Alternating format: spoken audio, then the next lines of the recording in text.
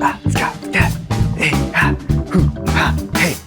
June 30th, live from Paris at the BETC offices. It's the Breaking and Entering show. It's advertising, marketing, news. You need to know the most important stuff today, right now. We got a great show. Gino, how are you feeling? Heavily caffeinated. Heavily. And caffeinated. She graduated. And bills she don't pay for, parents pay it. Freaking love that song. Is that Mac Miller's? It's and bills pay for, parents It's pay. Mac Miller and Wiz Khalifa. Yeah, and it's Empire of the Sun. Oh yeah, Empire State of Mind. No, that's Empire State of Mind, New York, New York. You know, do you miss New York? It's supposed to be the best time, the best place to be right now is New York. There's a heat wave. Oh, never. But I saw that the June 2026 will go down as the best place you could be at any point at any time is New York in June of 2026. I'm loving my little Euro trip. You've changed since you've been in. I have Europe. changed a lot. There is some sort of quarter life crisis happening. It's fantastic. But today's show is fantastic. We got a great slate. We're going to have Nick Bakshi, who's an executive creative director here at BETC in the Paris office, but he comes from America. So how do you have success in a foreign country?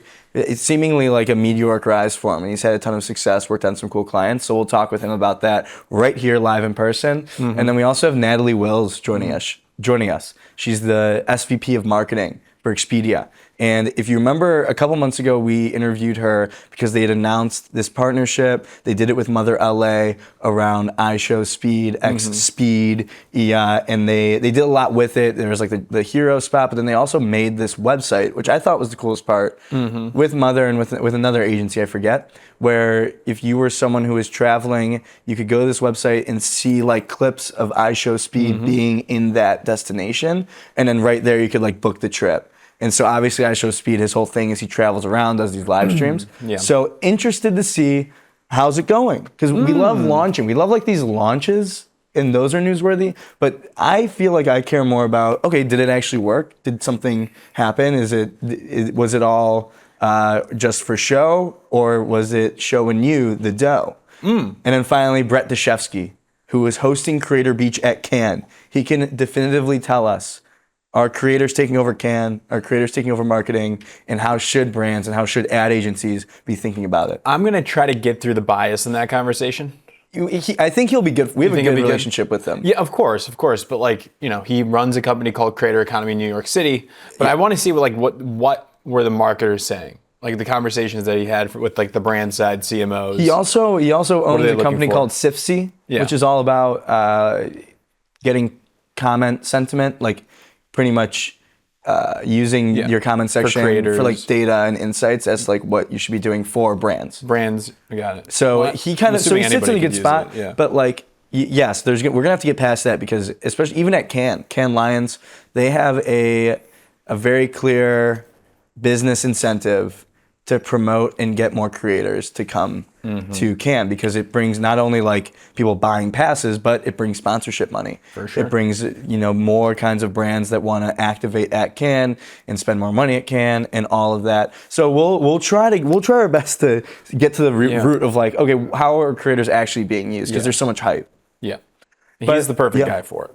He is the perfect guy for it. Today's top story though, Gino, little bit of legal.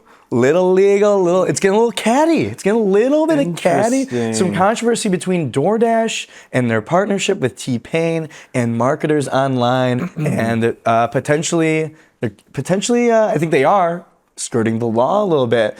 Do you have the background? Do you want to explain I this? can try my best. Yeah. I believe it started with social media, whether it was X or whatever. Yes. Yeah, it was on X.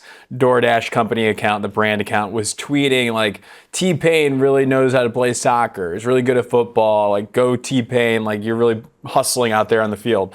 And they're tweeting at T-Pain, the rapper, the artist, who has a really good voice, but it actually was like all a joke. Well, so there's an actual soccer player named Tim Payne who's performing well, and Tim Payne sounds a lot like T-Pain, same initial, whatever. So DoorDash was like, that's a funny joke, let's do it. Yeah. And at first, everyone picked it up, and it felt like DoorDash was doing this like as a mistake or like as a joke. Right. And T-Pain interacted with it and was like quote tweeting them, being like, "What are you guys talking about? I don't actually play soccer. Right. Leave me alone." He got in on the bit. He got in on the bit, and everyone was like, "Oh my God, this is so funny! What a crazy organic thing."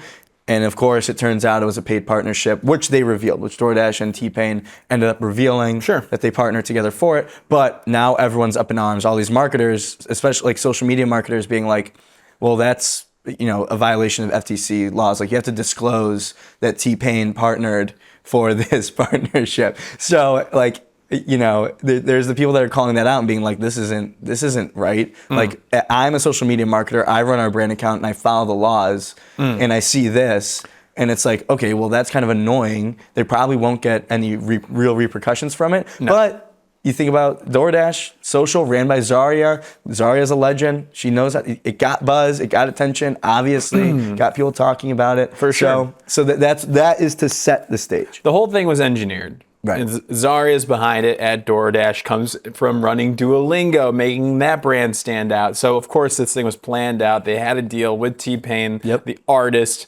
And I think, was Mojo Supermarket involved in this too? Yes, that's right. Thank you. Mojo Shout Supermarket. out to Mojo, which is a social agency. They crush this type of stuff. So, like, that's a good relationship. Want to give them some love there too. Right. So, I didn't see much about like the legal stuff and like the sentiment there is more like back and forth of like the thing I want to bring up and get your opinion on. I'm seeing on my algorithms, people don't like when brands enter the conversation as much anymore. Fatigue. Like on TikTok, if a brand comments, like they just start shitting on the brand. Even the creator themselves will fire back at the brand and be like, shut the fuck up. Brands are no longer welcomed in the comment sections. Maybe we can ask Brett about that too. Like it seems like a lot of people are growing against when the brands try to just show up. It's not as funny anymore, of course. I'm surprised it's even taken this long for it to not be funny. I feel like brands have been commenting for probably like 5 to 7 years since they got on social. I feel like, and it remained this like really funny thing. And it was an engagement hack. The brand accounts always get so many likes because people are like, oh my god, it's so quirky that this brand is in the comment section. Oh yeah, you feel like. Well, if I posted something in a brand, when we post stuff and a brand likes it, I like it. I know, but why? We're ad nerds. Yeah. But it does make it like if they're hopping on a trend or something, like it makes it uncool. But this was engineered separately. And it worked, obviously. I mean, the post blew up. We're talking about it. People are talking about it. Yeah. But it brings yourself to like the question of, would this have gotten as much virality if you knew it was a partnership from the get-go?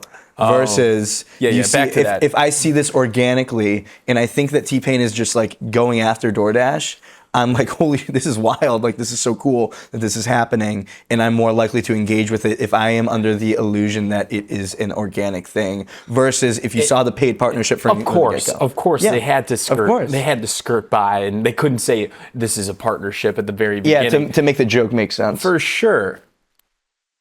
Good for them. Okay. Good for DoorDash. Like I'm like, as a bad boy myself.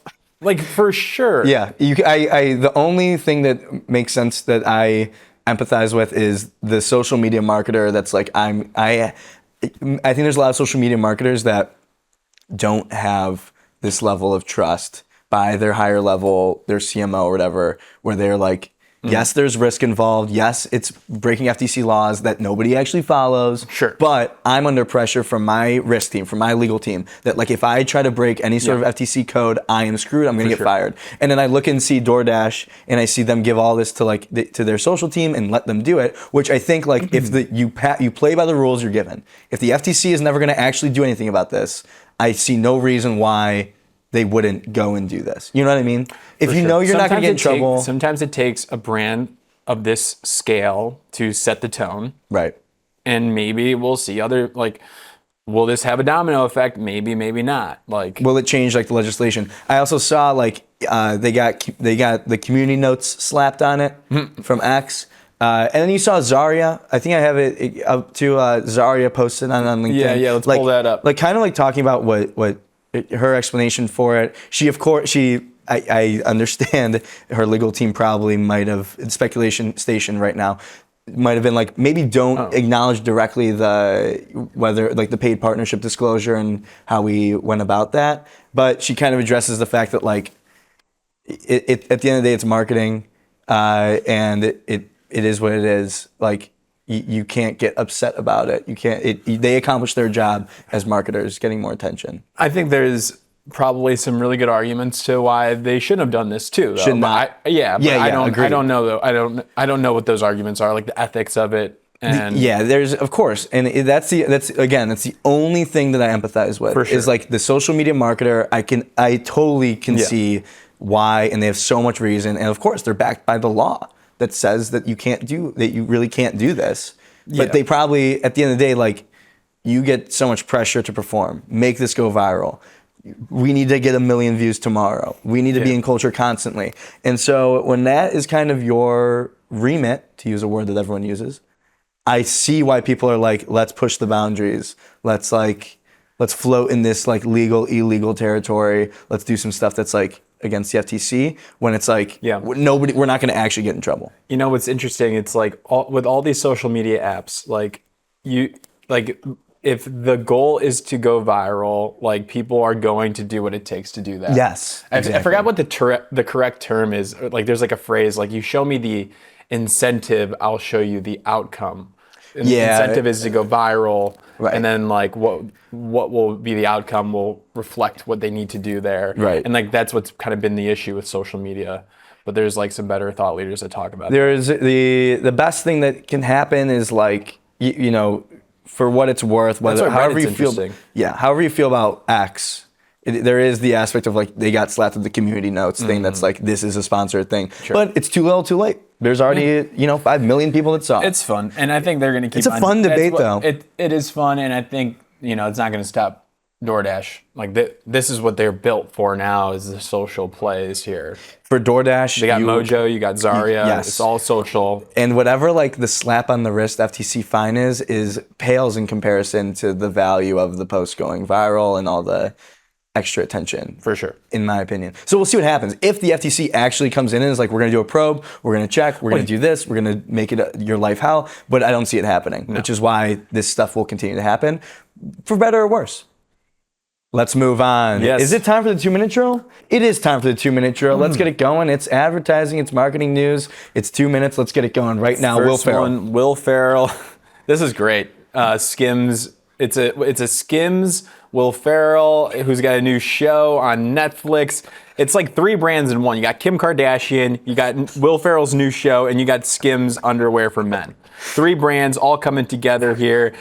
It's the triumvirate. It's this so is funny. Like when people were making the joke at Cannes, like, are you going to the Axiom, Meta, Palais, Patio, Spritzer, sponsored by Duolingo in partnership with Ramp? It's everything. It's Kim Kardashian. It's the star power, and you have a fun photo shoot. For sure. I mean, it's definitely going to grab your attention. Yep. It's working. It's all over. Right. So, but what's interesting, I feel like, and Edelman's trust barometer, I guess, kind of reinforces this too. Whoa. That consumers actually have higher trust in brands now than they did like a couple years ago. Like, think about this like 5 years ago. 3 brands coming together to do. 5 years ago, we'd be like, this is BS. Like, what do you mean? Like 3 brands coming together to try to sell something. Like, how disgusting that would be. Yes. 5 years ago, 10 years ago. Like, consumers would hate this. They'd be like, this is just terrible. But now we like influencers, we like brands, and like we're okay. Like, that's why it's okay today. Yeah, and I mean, it's showing it's in like, the Edelman Trust Barometer. Not paid, by the way. That was not a paid. No, but it seems like you don't like to disclose FTC stuff, so who knows if it's paid or not. You were the one that said you don't want to disclose. You said you're the bad boy. I said I empathize. You said you're the bad boy. No, I said I empathize. I empathize. That was not you paid. did. I saw your face. You did the Napoleon Dynamite guy. You did I didn't even realize like the Skims men's. I think it's almost surprising seeing like Skims doing stuff like this. Kim Kardashian, they feel very serious, but everyone loves Will Ferrell. It gets attention. You're right. I think it accomplishes a job. Next up, Winter 2030 logo dropped. Of course. People love talking about the Olympics logos, so of course we're going to talk about it. I feel like the first reaction is just to hate on it. I know, everyone's inclination. Everybody hates a new logo. JR doesn't really, he's not really liking it either. I saw the article, of the link you that guys we had. are just terrible people. I think the link says like, no, this isn't a new financial I saw that too. app. This is the Olympics logo. That article actually was like, it does look good. And it's like, well thought out, but it does look like a finance app of some sort. It's simple. It feels kind of minimal. The goat. I feel like the goat Winter Olympics one is Lake Tahoe, whatever that year was. Oh, I'm gonna look that if you up. want to look it up, I don't know if JR. Lake Tahoe. No, Lake Tahoe. Lake Tahoe Winter Olympics. I feel like that one is the goat. 1960. Look at it. Let's see. They had such good logo design in the 60s. I don't know if it is this one. Star thing? No. I This guess star? I think I'm thinking of something else. My bad. But there's some old school love. That's always fun. A design nerd would love. Yeah. If you go down the memory lane of Olympics logos. How do you tell if the logo is good or not? Would you get a tattoo of it? Is that That's a fun one. I guess that depends on the person. I don't know but- what the standard is for it. Hey, well, it depends. It's subjective, of course, and that's why when these drop, it gets so much buzz because Yeah. it's very simple. You can quickly This one looks good. determine if you like it or not. I think if we got it's got the Paralympics and then it's like inverted and it's like interesting, like the two design systems like complement each other. I think that looks great here. But who is our design expert? We had him on. Where's he at? We will have him on soon, I think. But If you're a design expert and you want to talk about this, let us know. Yeah, I'm kinda and just let us looking know at in the some- comments too, whether you love this or hate this. But I think it looks pretty good. yeah, but the goat of all time is Mexico, right? Mexico City. Yeah, of Summer Olympics. Next one, Gino. What do we got? Okay, next up here, let me pull it up here. John Wren. Oh, John- yes. John Wren says there's no more slaughter for Omnicom. Had a great interview. Shout out to Allison Wiesbrot from AdWeek. Really, this is amazing reporting. Of course, he sat down, answered her questions while hitting his vape. Incredible line. Incredible. The That's way awesome. he answers questions is absolutely insane. I just cannot, like, reading the article. Yeah. Each of his answers is like so aggressive. He's like so like defensive, and every time you're like, oh my god, why does he talk like this? Yeah, it's fantastic. I mean, he's cutthroat. And I need you to preface, like, you mean fantastic in the sense of like it's insane Yes, content. yes. It's not fantastic. That's how we talk to each other. Sorry. It's not fantastic. It's like fantastic it's good. content. Right. That's what I mean by that. I prefaced that. Yeah. But what did he say? Let's get to the meat and potatoes. He's claiming that the biggest cuts are over. There was around 10,000 jobs that were eliminated after the merger, and future reductions will mainly come from outsourcing and AI. And like random non-core businesses, as he describes Yeah. it. So it seems like there's still work to be done. He's still shuffling it around. They asked how morale was. He said it's good. Yeah. So that's how he feels about it. That's what he thinks. And the one thing that stuck out to me, Allison asked him about the Publicis video about how holding companies are over-promising on pitches, and he said they're not talking about Omnicom. He's talking about other holding companies. And then he said that Arthur even goes up to some senior leaders at Omnicom in the airport to talk about those over-promises. So like referencing, like calling him out directly. Yeah. It's absolutely insane. I mean, go check it out. Go read it. I hope he's right, though. I will finish with this. I hope he's right when he's saying there's no more job reductions and like no more like agency cuts. So I know it's been too much. It's just been in a way. I'm insane. cheering for John Wren in that factor. I'm cheering for for the people. But the last one, Gino, Donner wins Navy Federal Credit Union. We actually got this as a scoop Yes. a week or so ago, but I don't know how it all works. What did they get? They got Navy Federal Credit Union. Congrats to them. New agency alert. Are we talking creative? Creative. Gotta be donor. AOR donor, which is like, I don't know why, like not donor Cole in this situation, just donor. Because Donor and Cole McVoy have a strategic alliance under the Stagwell Holding Company. They are not merged. It is a strategic alliance, and they usually pitch together. And they just won.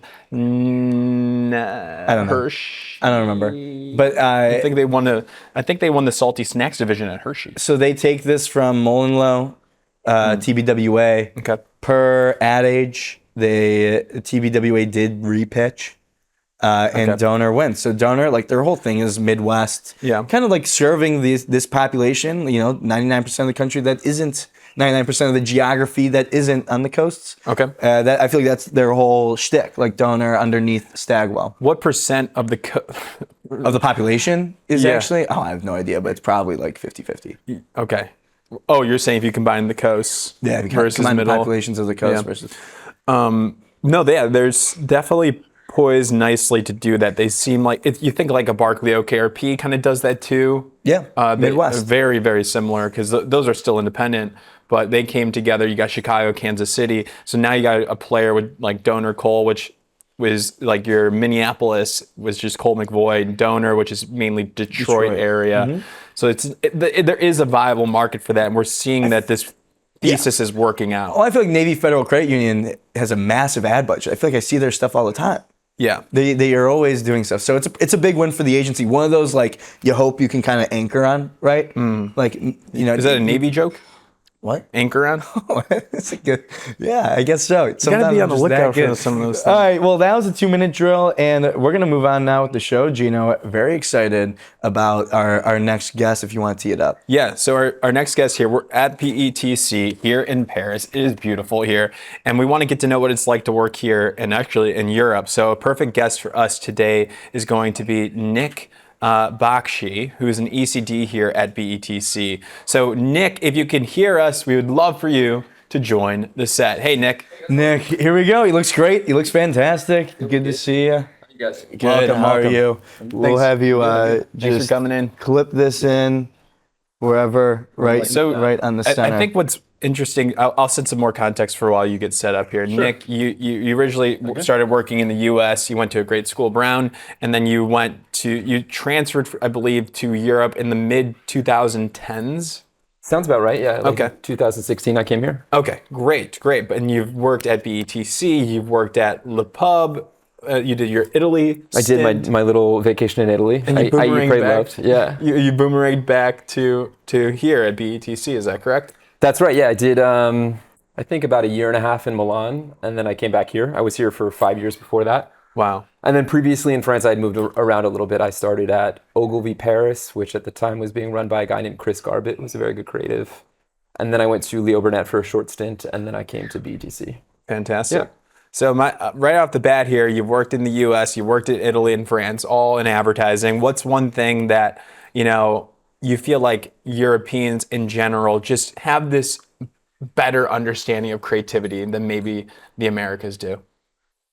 I don't know if I would say that Europeans have a better understanding of creativity, but I think that just because of budgets and budget sizes, you have to be much more impactful with the work that you make. I think that in the US, like I leaned a lot on dialogue as a copywriter, puns, things that were good for a local market, celebrity endorsements. And with the budgets that you have in Europe, you really can't do that, or frequently you can't do that. So you have to rely on things that are just much more creative and cut through the noise. How does that change like the client dynamic? Because I think we talk with a lot of like CMOs that are U.S. based, agencies that are working on U.S. campaigns, and we hear about all the different tensions that exist between the marketing for this U.S. company and the creative agency and the tensions that are there. Is there anything that you've noticed is like a little different about the flavor of the client relationships in Europe? It really depends. I mean, here we're working with a lot of international CMOs, so it really depends on the client and the person that you're working with. I can tell you that in Italy, it's a very different vibe. Like Italy, I think from France is much more familial. You're with your family, which means there are like pretty violent fights, but also like a lot of trust and a relationship that builds over time. In France, it's a little bit more, I would say, cerebral. Like it's a very intellectual culture. So those relationships shape more based on the culture. But I don't know if there is like was the question? Yeah, just like a drastic difference in like the client relationships. I feel like that makes sense. Like how you explained that. I mean, and then like in America, like how would you define? I guess maybe don't have as much experience, obviously. It's been 10 years since I was in the US, so I really don't, I never had those relationships. I was always like pretty junior when I was in the States. But I would say that the US is much more of a machine. Like, because there's a lot of money going in and a lot of money going out, there are things being made very, very consistently. And I think that makes the relationship between CMOs and agencies very transactional. Like it's in and out, and we have to hit the deadline, we have to hit the date. I think there's a lot more pontificating in Europe. There's a lot more deliberation about the money that's spent because there's less of it. So that can be good and it can be bad. I mean, you chew on ideas a lot longer. It circulates a lot longer. For sure. And then understanding BETC. You worked here for a couple of years, like you said. You checked out Le Pub in Milan, and then you came back here. I guess, what did you learn, I guess, from leaving this spot and then wanting to come back here or landing back here? BTC is a really special agency. I think that I started out in Gray in New York while Tor Mayron was the CMO there. And it reminds me a lot of Gray in that it's a behemoth agency. Like you guys have seen it. There's tons and tons of people, tons of creatives, which means you have a global culture that is about innovation, about standing out. It's about French excellence. But then within that, you have little families. And the agency itself morphs to who you work with and what you like to do. And there are a lot of different schools within the agency, which I like. Like, I think that if you're somebody who really likes to be stimulated often and have a lot of different challenges, it's a really fun way to work because you're constantly passing from one creative director to one style to a different account. And what, whereas like in Le Pub, I think that Le Pub has its blueprint. Like Le Pub makes Le Pub work one way. They make absolutely excellent world-class work, but they have one very specific way of working, and it's quite a small culture, so you fall into that culture. But it works. But I think that for me, like, it wasn't an agency where I... no, that's not true. I'm not going to speak about it. They're a wonderful agency, and I learned a lot there. There's like, it makes a lot of sense. I think anyone would agree that, like, there's different philosophies and different styles that like work, and it just depends on the agency. And what kind of creative you probably thrive in. That makes sense. Sounds like BETC is set up, because I mean, we've seen it. It is a massive, like, the building itself is like massive. Oh, it's huge. You guys have so much going on. But we're going to ask, what brands do you work on? What do you oversee? So I spent the last 2 years here running Citroën, which is a car brand, French car brand. The Revolution spot that you made is fantastic. Thank you. Yeah, we had a really, really great time working on that with two amazing creatives who are now in London. Matt and Abby. What's up, Matt and Abby? Amazing director Frederick Bond worked on that, and it was really the new tone that we were building into the brand. We started with like a really simple thesis, which was, like, every great film you've ever seen has an amazing car scene, or can have an amazing car scene in it. So, like, why are car ads so boring? Why don't we bring some of the epicness of cinema to car ads? So I did that for 2 years, and then just to finish the question, I recently took over on Canal Plus, which is a historic brand of the agency. And it's now been 2 or 3 months running that, and hopefully you'll start to see some work out of that new setup and new team soon. And I also run Campari based in Milan, so I go back to Milan a lot. What else am I running right now? I'm definitely running some other stuff. Just dominating. Just dominating. Yeah. Fantastic. I know, you got to watch this ad. It's crazy. It's for a car ad too. It's like the revolution for AI, for EV. Oh, okay. Like electric vehicles is here. Yeah. And it's like so good. It is a good point though. Like the car commercials, they're trash usually. The car. Why can someone explain this to me? Like, why did there become just like cars among every single industry in the world? I feel like cars as the most specific template that just gets played over and over and over and over again. I really don't know why it happened, but I'm really happy that we are starting to break out of it. I think France is also doing a really good job leading that. Publicis has Renault as an account, and they did a lot of really great work. And now I'm seeing more and more like big, really cinematic and theatrical car ads, which remind me of like more the 80s. I think that the car industry kind of went through a period of apologizing for not being electric enough, or kind of explaining the transition ecologically. And I think that now that the technology has gotten better, they don't feel like they have to be so apologist about everything, which allows for more creativity and more fun work. Yeah, that's great. Yeah, it does make sense. I feel like if you're, even like on the car brand side, you're just seeing, it just feels like there's more opportunity. Yeah. It feels like people want to do it. It's a little bit like there was a moment where insurance was like kind of a boring category, and then Geico broke through, and then suddenly like everything insurance was really fun for a couple of years. I feel like that kind of happened with car brands, which is a fun place to be. Yeah, you can't even remember a time when insurance brands weren't doing the craziest, because then it's like I can remember that. You guys can't. Hey, I don't. I'm not doing age drops. I'm not pocket watching. No. I do want to understand though. So it's like 2016. You're working at Ogilvy, I believe, or you're working at Gray, and then you get a job abroad here in Paris. Yep. What were you thinking to go to Europe? Was this like, I want to try it out for a year, then come back to the States? No, definitely. What was your mindset? So I have a pretty specific background. My mom was a French teacher. I studied French at Brown. I always really wanted to live here, and when I got into advertising, I was really under the impression that as an English-speaking copywriter, like I was just stuck in New York or LA pretty much. Maybe London if I got lucky. But I always had this dream of moving to Paris and living abroad. And then one day, like completely out of the blue, I got a phone call from a recruiter, Sasha the Mensch. What's up? Oh, Sasha! Everybody knows Sasha. We love Sasha. Sasha's the man. Sasha's oh my gosh, we just saw him last week. Oh, yeah. I think he's in Paris right now. Sasha, he's always on his grind. He's always on his grind. He found me out of nowhere. Nobody had ever heard of me. Sent my book to the ECD at Ogilvy Paris, who happened to be in New York. She liked my book, met me the next day, hired me in their interview, and 3 months later I was in France. So I got really lucky. It doesn't always work that way. It can be like quite a slog to get here. But when I got the call and got to move here, I was like, there's no fucking way I'm going back. This is it for me. Wow. So you knew you wanted to be in... I knew I wanted to be in France. And then after being in France for a really long time, I, got the itch again, and that's when I ended up going to Italy, which was a great experience too, because I realized that as much as I love France, there are other amazing countries in the world where it's really fun. So who's got better food? That's really hard. I don't want to weigh in on that. You got it. That's more. That's more controversial than the pub. Honest truth, I think that the French still got it. Italians, forgive me. I think that Italian food is wonderful. So you're giving I can't eat that much pasta personally. It's just like a little bit too much pasta for me. And I think that the French have a better diversity of choice. What do I order at? What do I order at? Like just any French brasserie? Restaurant? Yeah, a brasserie. How weird do you like to get? Not like that weird. I just want something that I know is going to be good.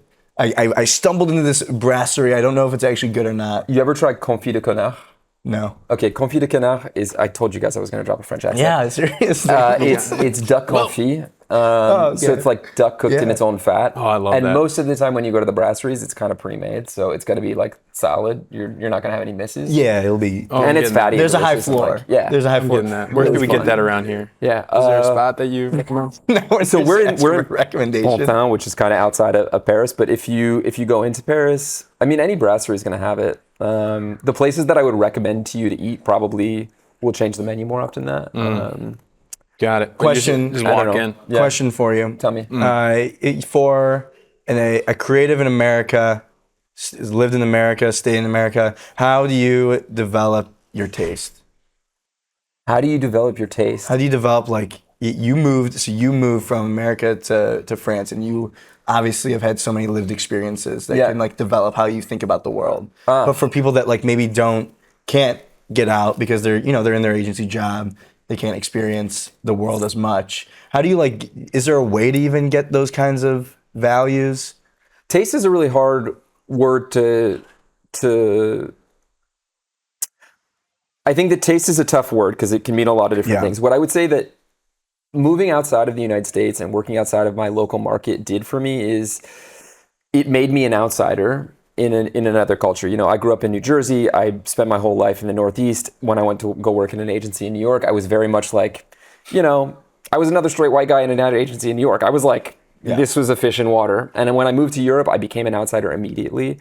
And that gives you a really critical lens on the culture that you live in, and it allows you to see the things that people take for granted and kind of pick up on them. And when you can pick up on things that are what the normal culture takes for granted, I think that's where you find interesting insights that you can build on to tell better stories and make, just make commentary on the culture. And I think that's where you can hit work that's really interesting.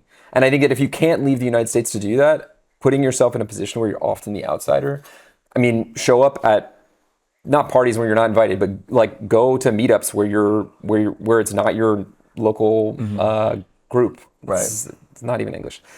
Put yourselves in situations that make you uncomfortable, make yourself feel like an outsider, and I think that you'll gain a critical lens that will really help you with your creativity. I think what you said, that what stuck out to me of that is you are able to develop commentary on your own background and culture when you go and put yourself in like for an extended period of time to be able to understand a different culture, which I think is really interesting. Like, I think that's cool. I want to ask about that then. So now that you've kind of been on the outside of what's going on in advertising in the U.S., what are some of those conversations you're seeing on the sidelines, or you're observing that you're like, this does not matter, or like this is way out of proportion?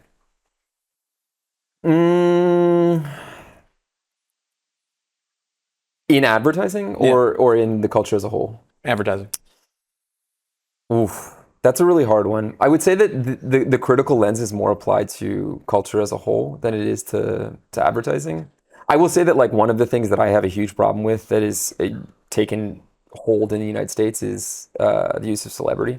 I just feel like it kind of corrupts concept. This is a perfect answer. Yeah, I think that we also don't have the ability to work with celebrities. So I think that if you want to have a famous idea, you have to find the idea that will be famous instead of the person that will be famous.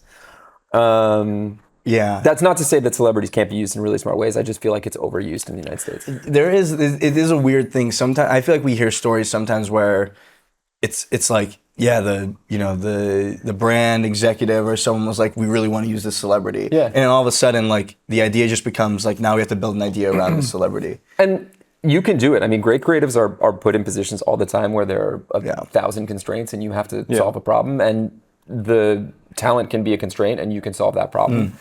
But I think that it's still a problem that needs to be solved. The celebrity can't be the idea. I think that's kind of what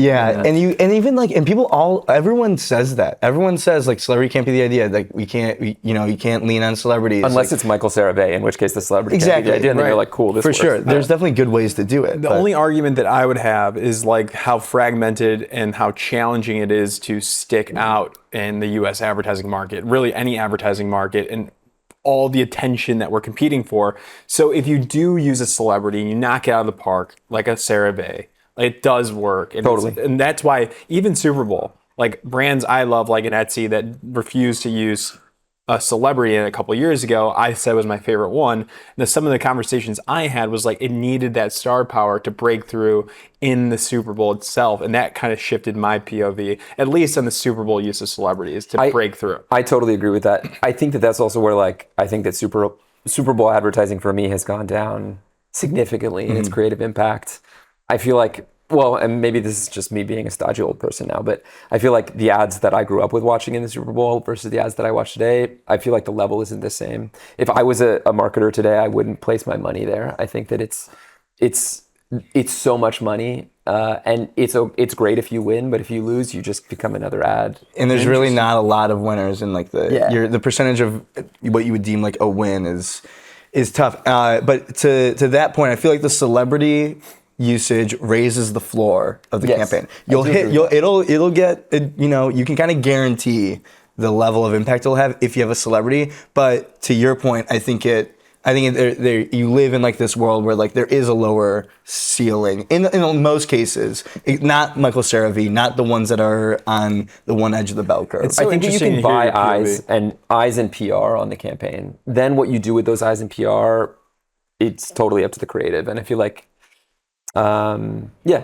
mean, that's it. It's so fascinating to hear your POV on all of this, and like just the idea of working in this market, working in Paris, and like, yes, acknowledging that the budgets are a little bit more contained here. So that does open up for that scrappiness, the not needing a reliance of the celebrities. So it does kind of make sense, your POV and all that. I think it's fascinating. And I mean, this is not a uniquely French perspective at all. Like, I think that if you speak about Brazilian art directors, everybody knows that Brazilian art directors are freaks, or Argentinian copywriters. And there's a reason. It's like in those cultures, that was the way that they broke out creatively to the global scale. Like, and is there something then that makes something extremely unique to Paris advertising then?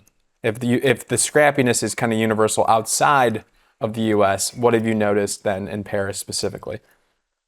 I mean, this is going to be kind of an obvious answer, but the craft and attention to detail, I think, is like absolutely stunning. I mean, the French are really elegant, and they live in the details and in refinement, which is something that for an American, it was like hard to grasp and wrap my head around, but they're just incredibly good at it. Makes sense. Think about like the culture, think about like the history of France, of Paris, and like the cultural impact it has, especially with like art and those things. So it 100% makes sense. I think it is, I do think like, that you kind of hear this sometimes where it's a little bit easier to make something that's crazy when you have unlimited budget. Yeah. Like you see some stuff, especially on like the FIFA World Cup.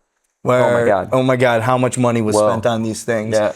My other question I wanted to ask was, how is advertising perceived by like normal people? Oh, that's an interesting question. Because in America, I think that, I don't know how I would define the sentiment in America. I think people are like, I hate ads in America right now, but how is it perceived in France? It's kind of like middle of the road, I would say. Okay. Like, I don't think that it's like if you go to South America, if you go to Brazil, for instance, I was just in Brazil, it's considered like almost an art, right? Yeah. Definitely not the case here. Like the French have their artists, very talented artists. This is not in that world. I don't think that it's like an ignoble thing to do in France. Yeah. I would say middle of the road. So it almost it sounds kind of similar to how it's perceived in America, I would say. Yeah. Like you have your people can appreciate really, really great ads in America. Exactly. And it sounds similar in France, like when it's really done, but they're probably more critical in France. If you have this culture of precision, attention to detail, and like art. I don't know how much time you guys have been here, but the French are critical of literally everything. So they're definitely critical of ads. They're critical of the way that you dress in the street. They're critical of like the jokes that you tell. The French are critical. But that's like the beauty of it. Yeah, totally. I mean, you have to embrace that. You have to embrace it, and it just means that everyone's just way more honest with each other. So I grew up in New Jersey, and I felt like there's a huge similarity, bizarrely, between the French and people from New Jersey, which is you are like weirdly critical as a sign of affection. Like if you ever go to a diner in New Jersey, the waitress or waiter is gonna like hurry you along if she knows you. Like, come on, baby, I know what you want. Like 2 cups of coffee and a full stack of pancakes. I feel like that is the same energy that you get in France. People are just like kind of like grinding you out because they love you. So you have to enjoy that to live here, I guess. Yeah. I love it. Amazing. Perfect. Well, yeah, fantastic. Nick, thank you so much for joining us. My pleasure. Thank you, guys. It was a blast. Take it easy. Really thank cool. You, sir. Yeah. Hey, come on. Love that. And then we'll take the mic. Can you imagine? How crazy that would be? Yep. Thank you, Nick. Nicely done. That was Nick, Executive Creative Director here at BETC. Absolute legend. Amazing. That was cool. Yeah, that was great. Yeah, that was really good. I think it's the chairs. There's the comfortable chairs. Yeah. Everybody can have a good conversation.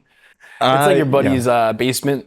Yeah, you just sink into the chair. You want to keep some energy though, so it is kind of a hard thing to balance. But that was cool. If you're just joining now, listen to that interview with Nick to understand like pretty much everything that has to do with French advertising and culture from the perspective of us being very much American. And he is American. Yes, right. So he gets it. Yeah. So he gets both sides. Been here for about 10 years. All right, next up, we're going to talk with Natalie Wills, who's the SVP of Marketing at Expedia. And we're going to watch the spot that they just dropped with iShowSpeed. If you have been following this show, we interviewed Natalie when they first launched this big campaign with iShowSpeed and Mother LA. And we'll show phase 2 right now.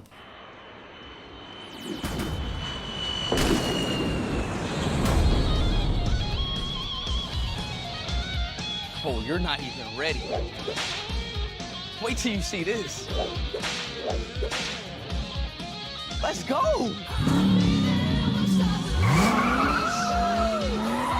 Let's go. You like this?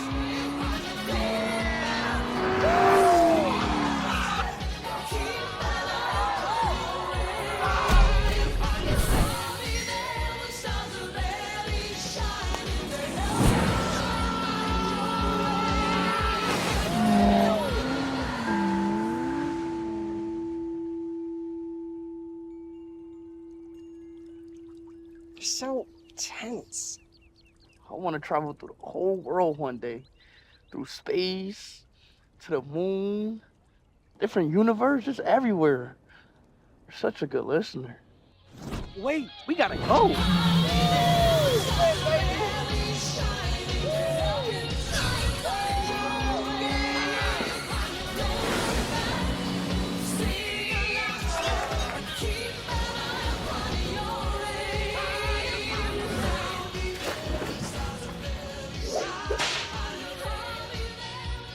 is gonna be a hoot.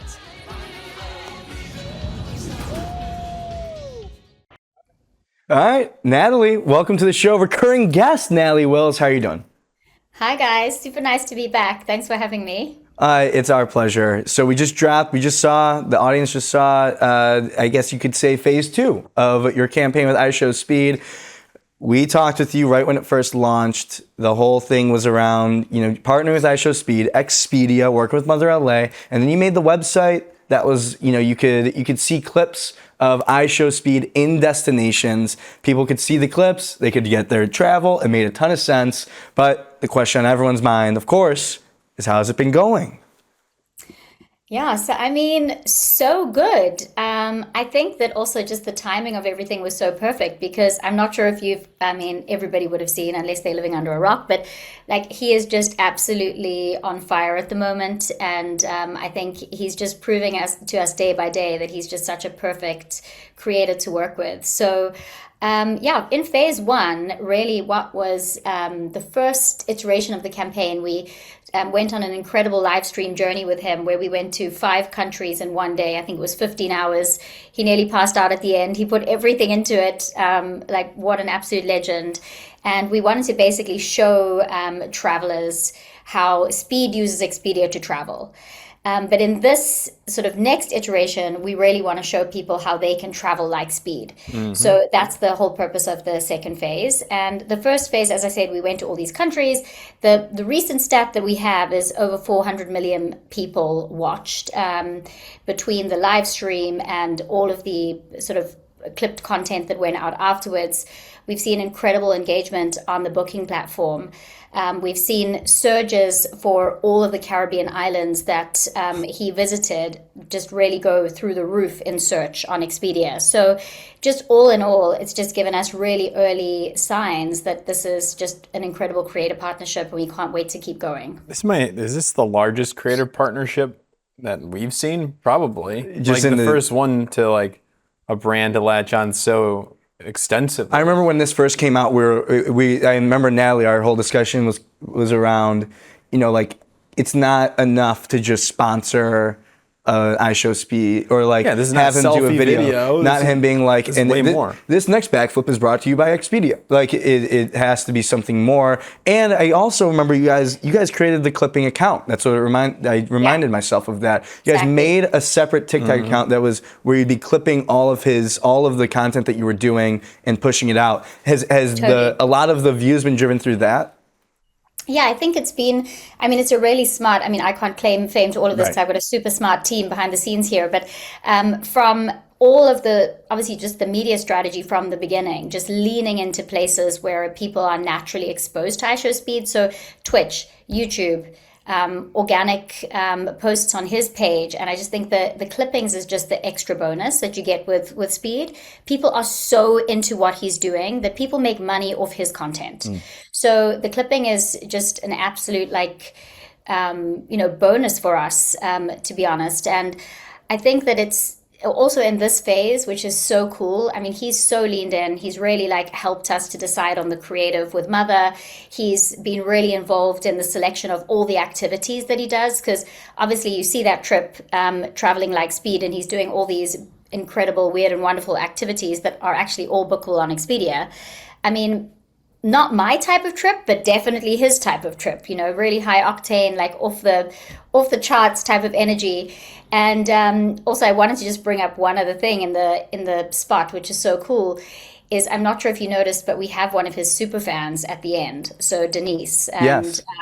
So that was just such a cool idea that came up in one of the brainstorms we were having with him and his management. And just in terms of, this incredible heartwarming moment that happened, between him and Denise, a couple of months ago on a live stream. And then he was like, why do we have her in the spot? And we were like, that's an incredible idea. Let's do it.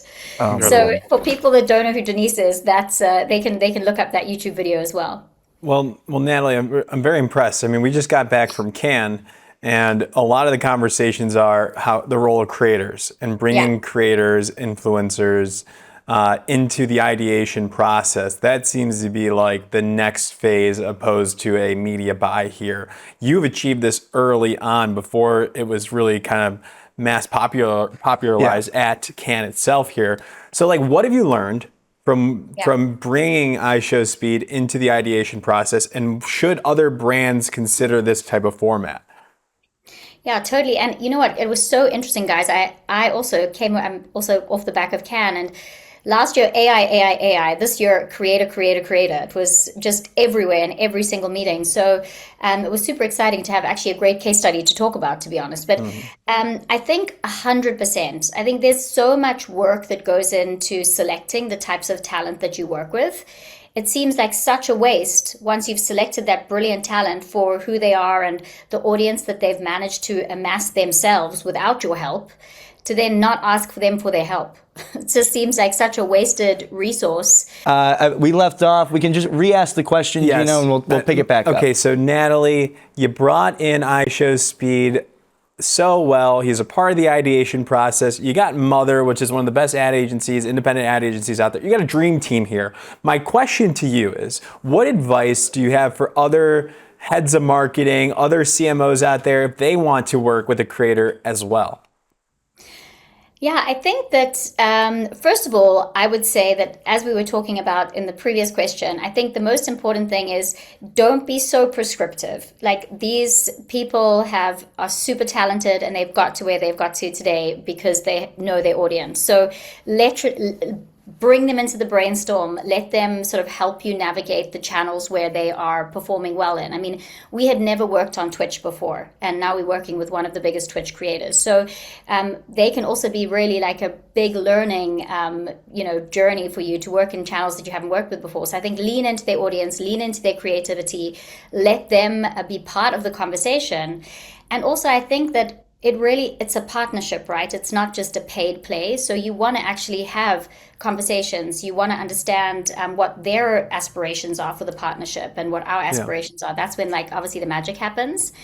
And then finally, I'd say that I really strongly believe if you're going to be doing a partnership of this magnitude, doing something for a short period of time is not worth it. Like, it builds over time, it compounds, similar to brand marketing. And I think, thinking of this as a long-term strategy is also super important, because we obviously want people to come along the journey with us, and obviously for our brand equity to compound over time during these partnerships as well. So I think it's really teaching us a new way of leaning in, and it's been wonderful so far. So yeah, I agree that we have the dream team, and hopefully we're going to see like much more from iShowSpeed and Expedia. So I want to ask about like what is the involvement with Mother? It sounds like you just kind of have like this. You just have a team and you're all just kind of working on it together. But I think a lot of ad agencies, like, they're thinking about, okay, how do we fit in with creators? How do we best serve clients and best serve creators to help with whatever it may be? So I guess my question, obviously this has been a success so far. What has Mother LA done? The Jedheads, as I like to call them, what have they done in this situation? So I think that they have been super helpful for defining, like, working. We've got a very strong in-house team as well, and working to help us define like the overall creative strategy with so they've been like the conduit between sort of what our business goals are and what Speed's business goals are, and bringing something together that feels like super authentic to both parties. So they put together the creative idea. They've brought in incredible directors to help shoot it. They've managed like all the production, all of the asset delivery with my wonderful team. And yeah, they've been a real true partner to us. And I think that's, honestly, I have to give them props, because I think they're one of the best agencies we've worked with. They're super collaborative. Actually, Mr. Ben Bliss, who is the creative director there, he actually used to work at Expedia. So I think maybe that's why it's like such a natural fit. They do a lot for us, and they're just really an extension of our team. And they've been very collaborative also with Speed's management. Speed's management's been on every call.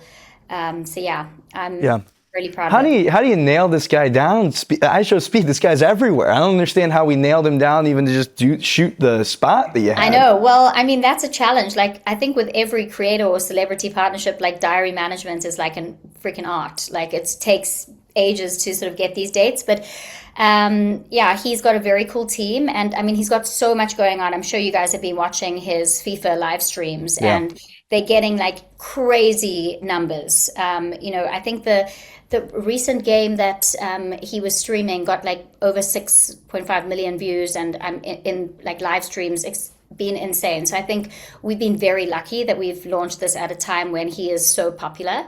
Right.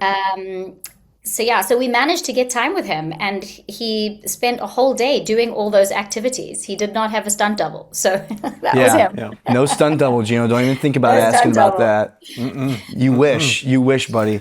Wish we can put you next time and wear the yellow mannequin. Yeah. How about that? Great. That sounds Drop like a you plan. in. I Put you don't on a have health bungee jump. insurance. We do not have health insurance. I need to Okay, remind get you of that. that. Get So that we'll before get that this, first, yeah. and then I will become a human mannequin. Couple more years, buddy. Yeah, we'll see about that. Maybe do a less crazy trip. Do so- the massage. So now, I mean, you're setting, I would say, a bit of a blueprint here for you just say you're like creating a whole. I mean, I know people say this, but you're actually creating like this very big, like almost media company around the iShowSpeed thing. Like you've got a website, you've got a clipping channel, you've got the work with iShowSpeed, you got like the launch spot. So it just seems like, and you're saying it's going to be a long-term thing. It makes more sense when everyone knows ahead of time that this is like a long-term play. Totally.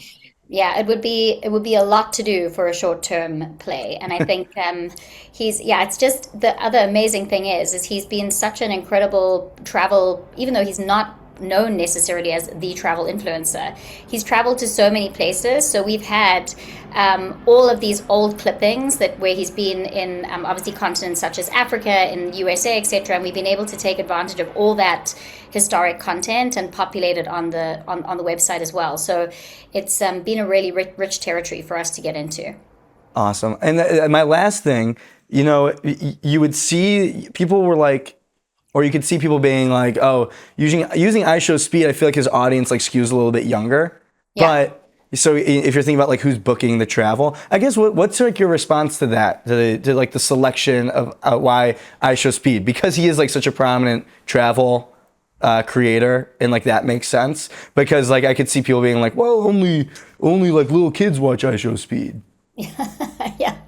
Well, Denise watches iShowSpeed. That's right, exactly. I think that was the whole sort of moment there, because we didn't want to put his fans into a box. There's many people. I mean, I don't know if you guys have watched his live streams, but I had never watched his live stream until our one happened, and I was absolutely captivated. It was so cool. It was so brilliant. I was like, oh my God, now I understand why people watch this. And like people from me to Denise to little kids, everybody is watching his stuff. And that's why when we put the microsite together, what we were very conscious of is we had to have things that went from sort of just booking an attraction, so just booking like a speedboat tour or a food tour, versus booking a hotel or the full trip. So obviously on Expedia, you get all of these amazing things in one place. So the key thing was, do we have something for everyone? Because his fans are not in a box. He's got just such a diverse community of people that follow him. So you can find anything on there, literally. I think you see from the ad, from the food tour to some of the more crazier activities, you can book them depending on who you are and how much you want to spend. Well, Natalie, thank you so much for joining. Fantastic to chat as always. We will be back with you for phase 3, 4, 5, Great. 6, 7, I love 8, it. and 9. So, but congrats again. Thanks, guys. And thank you so much. Nice to speak to you again. Yeah. Thank you. Bye. All right. Ooh, I like this song. We got the little song, the little reset intro. The finale, the finale of MASH, you know that show? Yes. 106 million views. Why am I bringing this up? Okay. The ubiquity the ubiquity of television sitcoms back then, because there was no media fragmentation that we have today, is just absurd to me, that you can get half of America to watch one TV show. Now we see it with the Super Bowl, of course, but this was a normal TV show. And like 6 million now, like that's a lot compared to all the options that you have out there of somebody joining iShowSpeed's. It's crazy. stream. It's so difficult. It's so crazy. hard. Well, let's move on. Our last They had guest. it on easy mode back Our then. last guest. last guest is the founder of Creator Academy NYC. He also runs SIFC, but he was also the host of Creator Beach at Cannes. Was he the MVP creator at Cannes? He had to be. Dude's been he's working the host. his ass off. He was the host, so he's gonna, and he gets it. He understands, marketing, brand, creators, all of this. So excited to chat with him. Has Cannes been taken over by creators? Is this the new Coachella? Where do creators fit in? All these questions will be answered right now with Brett Deshevsky. Brett, welcome to the show. Hello. I see just a green screen. Oh, he sees just the green. Can the audience see him? Nah, we'll get that fixed, Brett. Thank you for calling that out, though. That's good. Am I not visible? But can you hear me? Yeah, you're all good. I'm like the voice of God out here. No, you're good. We got everything set up. But Brett, how are you feeling right now? I am feeling good. If the camera is on, you can see I'm wearing my French Riviera hat that hasn't come off. Of course. It's like that episode of what's it called? The one from HBO or Netflix where the guy's like he's still wearing the hat. I forget what it's called. The one I don't Tim remember. Robinson. Oh yeah. Safari hat. I'm still wearing the hat. I'm feeling good. It was an incredible week. I'm excited to answer your questions because I have a lot of thoughts, and I know we only have a little bit of time here. Right. But I'm feeling good, and the jet lag is actually treating me well because I'm going to bed earlier and I'm waking up earlier, and I hope I can keep that going. Our new breaking news graphic is that Brett, well rested, is going to be new sleep cycle. New sleep cycle unlocked. What do you want? Okay, let's just set the context, and maybe you can ask a question. Yeah. I think this year there was like 300 to 500 creators that showed up at Cannes this year. We'll say 500 just to make it sound more dramatic here. 500 creators stormed the beaches of Cannes this year. And Brett, you were working your ass off, like I said, hosting pretty much every panel in the creator track at Cannes Lions International Festival of Creativity here. So what do we want to talk about with the guy that is basically leading the creators and teaching them the way of Cannes? Well, yeah. I want to ask about what was it like? What was the energy inside Creator Beach? It was the first time where Cannes actually had dedicated programming like this on the beach. So overall, how was it? Yeah, great question. First of all, the creators storming the beach in France. Our great grandparents are proud of the beaches we're storming. That's a history joke for Happy 250 America. There was a lot of talk about creators taking over Cannes. I think Scott Galloway had a really great video that he posted about how, the creator economy is kind of, the theme of Cannes this year, which is great. And we love to hear it. But most importantly, I think it's important to note that when we say these creators that were here at Cannes, it wasn't just big splashy creators, right, that were all here on brand deals. There were a lot of creators that I met at the Creator Beach that were actually here on their own dime, choosing to attend Cannes by way of it being an investment for them to learn and to meet people. And I think that is just very important for people to understand that you don't need a brand deal to come to Cannes. It is expensive, but it is like going to any other conference. And if you see an ROI in attending and you make the most of it, you can buy a ticket. You don't need to be invited to Cannes. You can literally buy a ticket. And I think because the conference is becoming more accessible, right? There's so much zeitgeist around it. It is the festival of creativity. You are seeing people choose to go to Cannes as their milestone conference moment for their professional life. And I think that is just an incredibly important thing. And also a lot of programming this year, because I emceed last year as well when the Creator Beach, or rather the Creator stage, was on the Palais rooftop, right? So this year it was in a much more prominent location. The conversations this year through the programming, and shout out to the Lions team for curating, was much more geared towards creators in the mix and actual creators talking, as opposed to marketers talking on stage about their kind of, successful campaigns with creators. And so there was a lot of conversations around monetization, around creators in the creative process. And so I just think it's great to see that, yes, truly, hey, we're saying this is the year of creators, that let's include them in the conversation. And that was definitely seen and felt at the Creator Beach. I love this. And then talk to me about the people that attended. Did you see brand marketers showing up to these panels, asking questions? Were they hungry to learn from these creators? Definitely, there was a nice diverse mix of folks that were present at the beach for sure. And so You did have creators. You had a lot of agency owners that were there, and then you did have brand marketers, especially for a lot of the the top conversations. So you had marketers from DoorDash or UTA or agencies that are working with Fortune 500 companies. Like people were genuinely showing up to tune in to the programming, which was high quality. I mean, you had like Dan Clancy from Twitch speaking. Mel Robbins spoke. There was very high tier people. So it did invite a lot of folks. And I think the Creator Beach was the most underrated area at Cannes. Like it's tucked away still, but it wasn't a more prominent area. But like the sheer quality of conversations and the accessibility of the panelists on stage is like nothing you're getting anywhere else. For example, like Mel Robbins spoke on our stage and Stephen Bartlett. There was no security. There were no like ropes that were blocking the stage. And then afterwards, these people were able to go and say hi to the crowd. If you went anywhere else at Cannes and saw these people speak, there was like 3 security guards in front. It made it seem like that they're like these larger than life, like untouchable people, where like the Creator Beach knocked that all down. And like that alone is worth it for a ticket. And that's why you were able to see creators, marketers, entrepreneurs all show up to the Creator Beach this year for that programming, and also just to like network, because the whole environment was conducive to like connection. Like it wasn't just like take a seat and listen. It was like, sure, if you want to go in the back and have a coffee or a drink and chat it up, like go for it. And then there was a ton of like smooth activations going on where you can like kind of roam around the quote unquote beach, which I thought was really strong. There's so much hype around it, and you also like you have to acknowledge the obvious thing of like Cannes Lions benefits from having more creators there because it brings in more brands, brings in more money, et cetera, all that. And you can contrast like the hype with like what's actually happening in the creator world. Like we just talked with Natalie Wills at Expedia about what they're doing with iShowSpeed, which is like an amazing creator partnership that like actually works, that isn't just like, here, make a video about Expedia, whatever, that's it. So I want to ask you, like, based on everything that you heard this week in the creator world and how they're working with brands, what are like the actual tangible ways that you're seeing brands working with creators that's working right now? Yeah, great question. I think the biggest takeaway that I had was that you have to include creators in the creative process.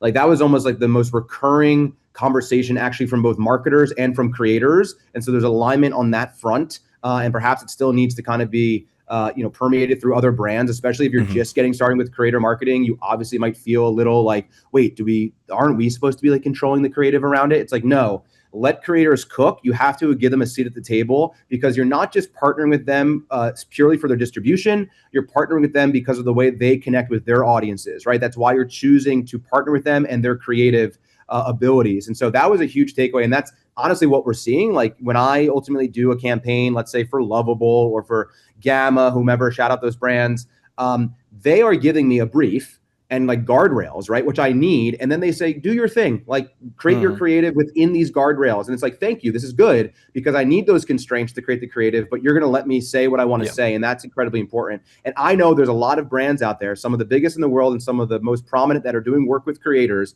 that still today have a lot of control over the creative and say, oh, you shouldn't say that. It's like, dude, you're just going to make creators not want to work with you. And also like, you're going to stand wondering like, hey, is creator, investment the right thing for us? If things aren't performing. It's like, you need to let the creators cook. And then finally, I think Eugene Healy said it best, the creator Eugene Healy.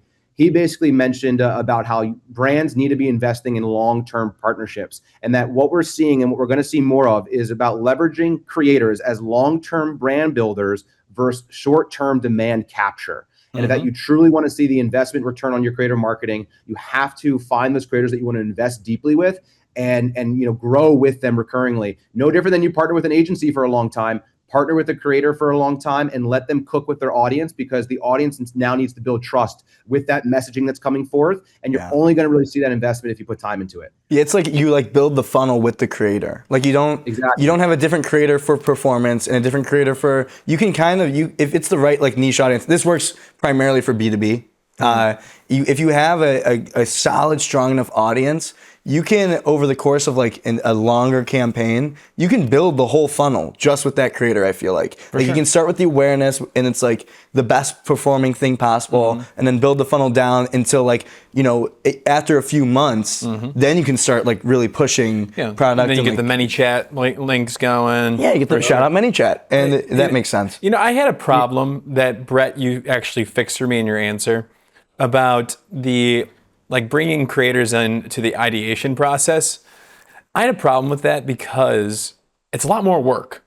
But the way that you framed it and like how a brand should do it, of like, here's a brief, here are the parameters around what you can and can't do, that's clean. You put the thought into what you want out of it. I've always interpreted, I'm sure there's these scenarios where the brand's like, I don't really know what I want to do with Creator Economy New York, so let's get into a brainstorm session and let's figure it out together. I feel like that's a separate fee.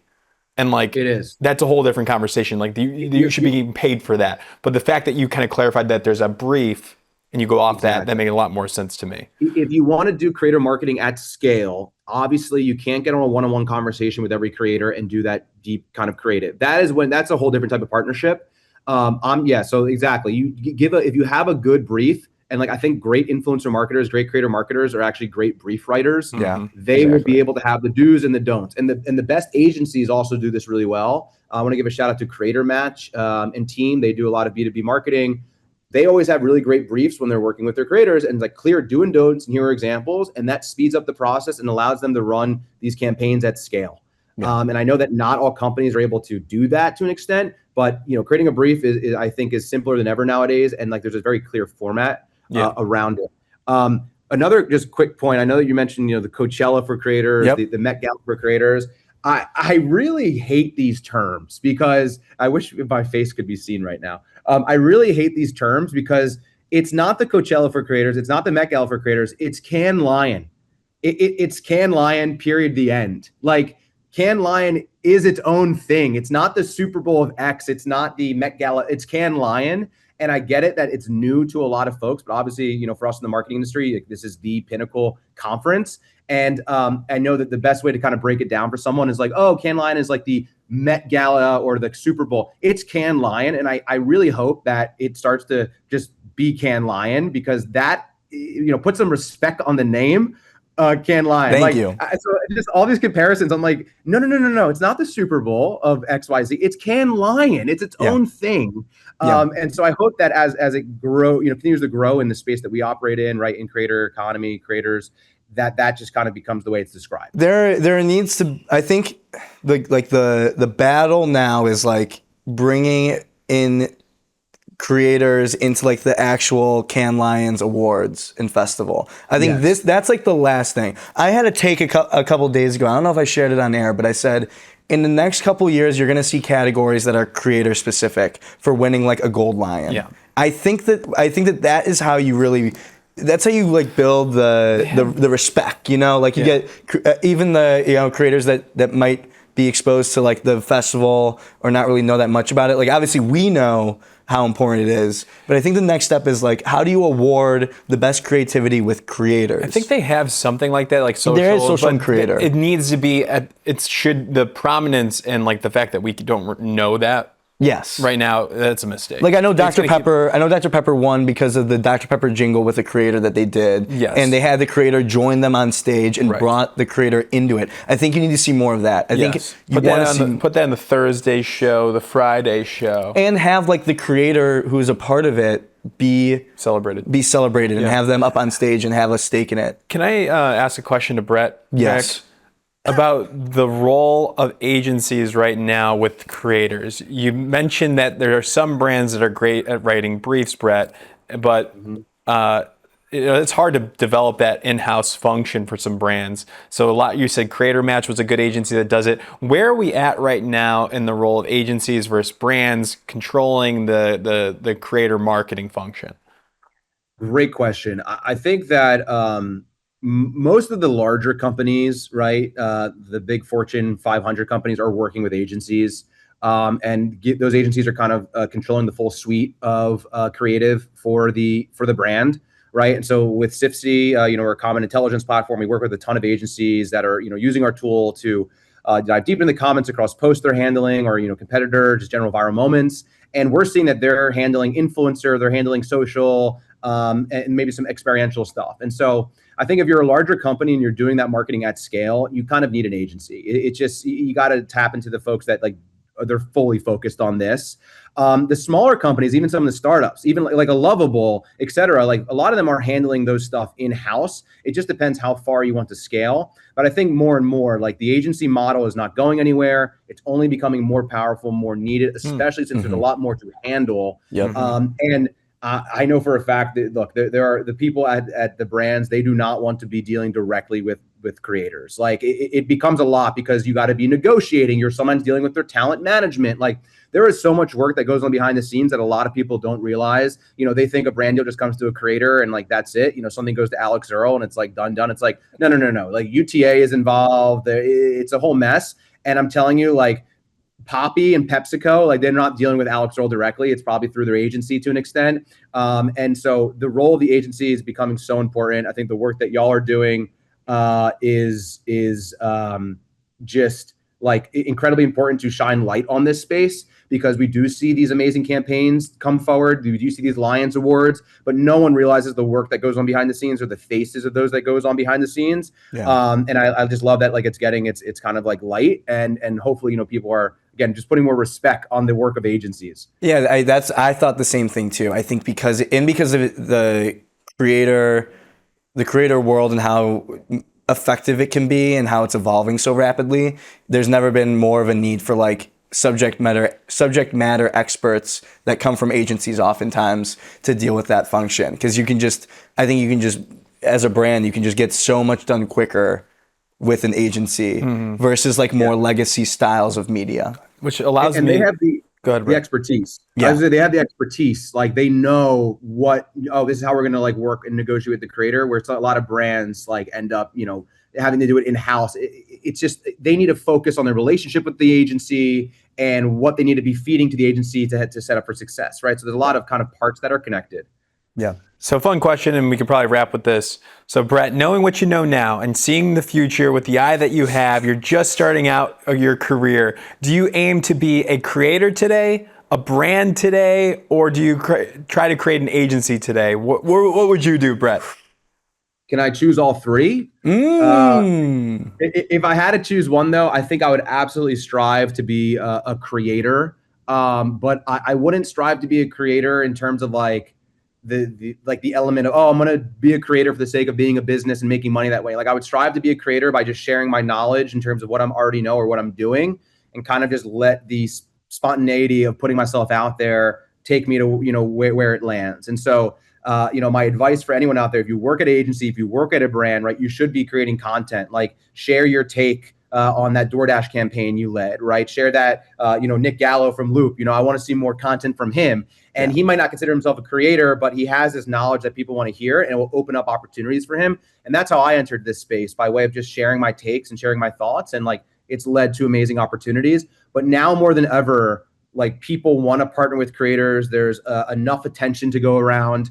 People are looking for that unique POV and that unique voice. And like, you never know that you can end up becoming a source of inspiration and a source of knowledge for people, despite that there's 20 other people that are talking about, you know, your area. There's other people that talk about, you know, advertising and marketing like you guys, but people tune into you guys because it's both of you. Each of you have your own unique POVs. And I think people need to kind of lean into that more. And as we say at Creator Economy NYC, fuck it, create it, and just get it out there. That's electric. It is so true though. Like there is more pie than you think. There's plenty of attention to go around. If you think your space is saturated right now, wait 5 years, wait 10 years, and you'll see. So there's still opportunity. There's still time for anyone who wants to be a creator. But Brett, you are the GOAT. You are good. Congrats. I'll tell you what, he's on a great week. I know you earned some relaxation, but we appreciate you coming on. Brett Deshefsky, founder of Creator Economy NYC and SIFC. Appreciate you. Thank you. Good luck, guys. You guys crush it. Thank you, Brett. That was Brett. Great episode. Mine's the part where we shut down for a minute. My MVP is I think, you know what? The way that we were able to adapt and get back up. I think we were only offline for, a minute? A minute and a half? Just a minute.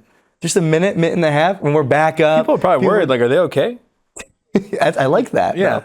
And they stuck around and they're like, this has never happened before. My stat I want to track now is who was there a person that actually like they jumped from stream to stream? Yes. Because they like, I need to stay on. That person will get a personal Venmo from me. If you jumped if you jumped from stream to stream and you were there after we cut off in the middle there, I will send you $20. Oh, Starbucks gift card or a Chipotle gift card?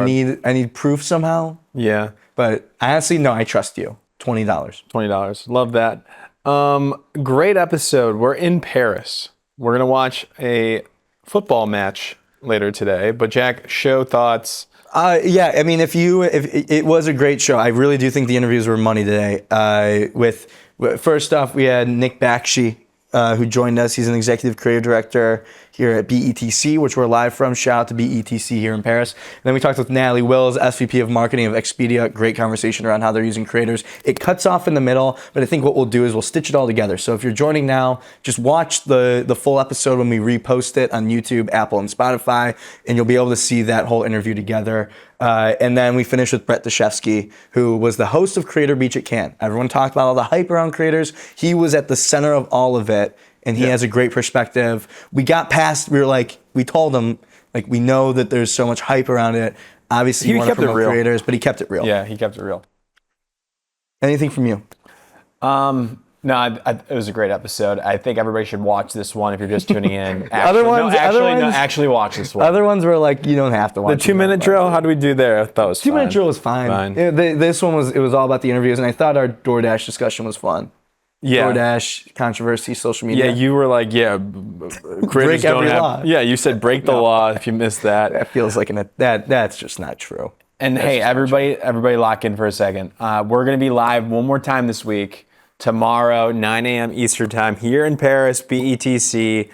Please tune in here because after that, Jack, we're going on frickin' vacation. We're taking our first vacation in company history. The whole company has it off. So JR and Ellie will be able to, they will be. Are you sure? You want to make this statement? They will be released from our. What are their responsibilities during their week off? Nothing. They have no responsibilities. What happens if there's like a carousel? We have a great crew that's going to help us out to take care of all of that. Got it. So you know. But it's not the full-time employees.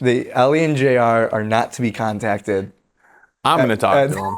What if I just want to catch up Ellie and talk just did ads? the sign of the cross, so he is very grateful, I think. But everybody's not working for how long? For a week. So we'll finish up. I need like a Friday. coach, a career coach, to like talk me through this. Like, is this okay? Well, I'm not actually going to take the week off. No, we should do 60-second news and have just Ellie edit it or JR edit it like every day. It's like an hour of editing. Just to so you don't lose it, Gino's it's like kidding. Summer school. Gino's kidding. He's not serious. It's like you get off of school in the summer and they make you have summer reading. Yes, of course. Like you're like off of school, but you still have something to do. Yeah, it's like everyone. Oh, Ellie said that Gino's I did my never packets. I did my math packets. You got it from you got the answers from. I got the answers. You got the answers from frickin' what's his name? What's that kid's name? The senator, the politician now, Andrew Honig. You got the answers. No, Sebi and Eric Van Swol. Eric Van Swol gave me the answers in high school, and then in college we studied advertising together too. So he gave me some answers from advertising too. Shout out! I mean, now he gets a shout out. Now he's in the industry. He's in the industry. Yeah, so he's doing great. Yeah, he's doing great. He's really good. He's in like the paid search world, like the real, like that's like the real. Yes, like, there's numbers and stuff. Yeah, that's where the money. Yeah, that's like digital advertising's world. Yes, like they know their stuff. They really do. It is its own. It is a totally separate. To me, it's a totally separate industry. Yeah, that's the good stuff. That's the good stuff, and they cover it well.